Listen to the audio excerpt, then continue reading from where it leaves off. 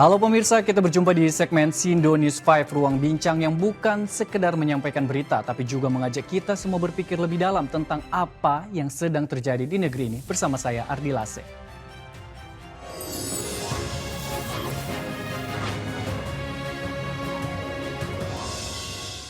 Pemerintah mengevakuasi 22 WNI dari Iran. Pemulangan ini merupakan bagian dari gelombang pertama proses repatriasi WNI imbas konflik di Timur Tengah yang memanas. 22 WNI dari Iran tiba di Bandara Soekarno-Hatta pada Selasa sore. Menteri Luar Negeri mengatakan pemulangan puluhan WNI ini merupakan gelombang pertama. Sugiono mencatat masih ada puluhan WNI lainnya yang ingin menyusul pulang ke tanah air. Setidaknya ada 36 orang yang sudah mendaftarkan diri untuk gelombang kedua. Sugiono terus melakukan koordinasi dengan perwakilan Republik Indonesia di luar negeri untuk memantau situasi terkini menyusul eskalasi konflik yang melibatkan Amerika Serikat, Israel, dan juga Iran. Pada sore hari ini kita menerima rekan-rekan kita, saudara-saudara kita kembali dari sana.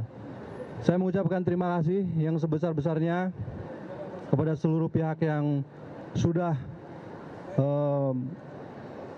bekerja keras hingga proses pemulangan saudara-saudara kita bisa berjalan dengan baik, mulai dari Kedutaan Besar Republik Indonesia di Tehran, Kedutaan Besar Republik Indonesia di Baku, kemudian juga terima kasih kepada pemerintah negara-negara yang dilewati di jalur darat oleh saudara-saudara kita, sehingga bisa sampai di Indonesia dengan selamat.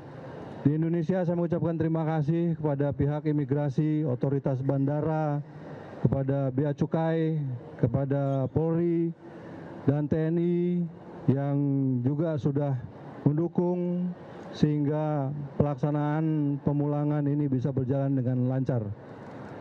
Saya kira itu saja yang ingin saya sampaikan, dan kemudian juga satu pesan bahwa jika ingin melakukan perjalanan ke wilayah Timur Tengah, perhatikan kembali status situasi yang ada.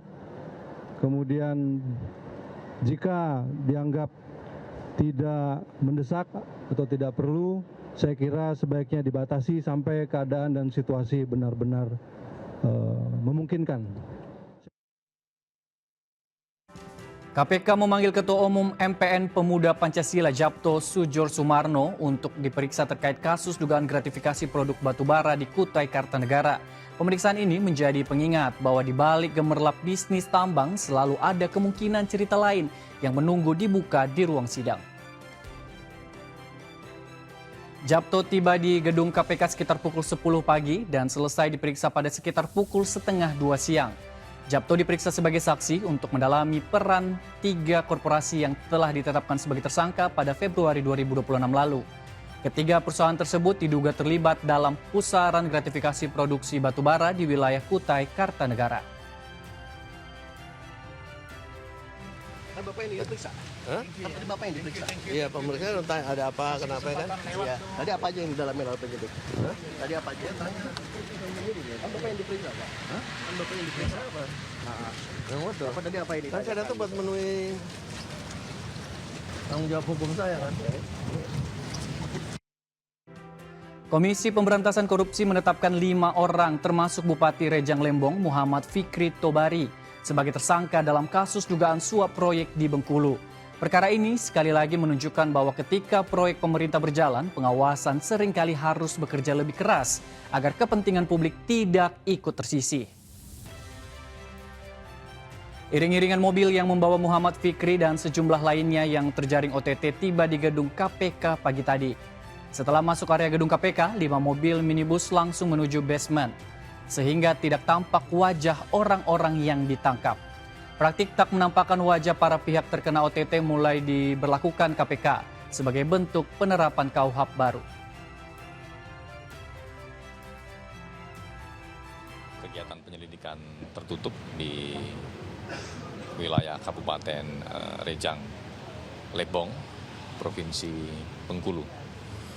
Bahwa dalam rangkaian peristiwa tertangkap tangan tersebut yang dilakukan oleh tim KPK pada tanggal 9 Maret 2026 hari Senin kemarin, tim mengamankan sejumlah 13 orang yang kemudian dilakukan pemeriksaan awal di Polres Kepahyang dan juga di Polresta Bengkulu. Dari 13 orang tersebut, selanjutnya tim membawa 11 orang diantaranya untuk dilakukan pemeriksaan lebih lanjut di Jakarta, dan 11 orang tersebut saat ini sudah tiba di gedung KPK Merah Putih. Salah satunya adalah Bupati Rejang Lebong.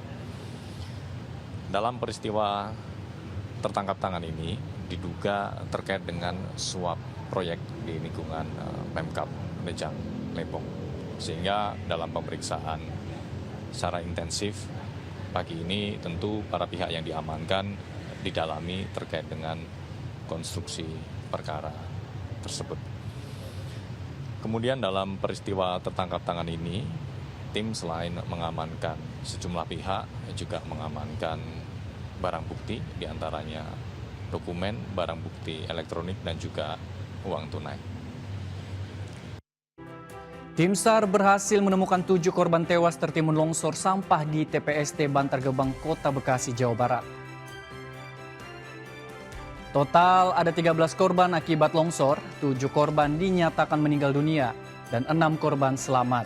Jenazah ke-7 korban dievakuasi ke RS Polri Kramat Jati untuk diidentifikasi lebih lanjut. Dengan ditemukannya seluruh korban, tim SAR resmi hentikan operasi pencarian. Sebelumnya, longsor sampah terjadi pada Minggu siang di TPST Bantar Gebang. Saat ini, aktivitas di area longsoran masih diawasi untuk antisipasi potensi longsor susulan.